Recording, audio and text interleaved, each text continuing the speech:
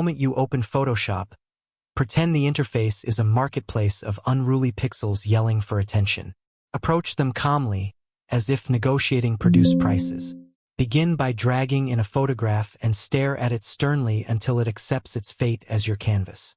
Now choose the spot healing brush, but use it like you're tapping on misbehaving crumbs stuck to a table. Random blemishes vanish, pretending they were never there. Next, grab the dodge tool.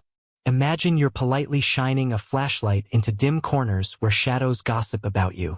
Give highlights a small nudge, convincing them to perk up. Then use the clone stamp like you're secretly forging signatures on pixel permission slips. Borrow clean textures and paste them where disorder reigns.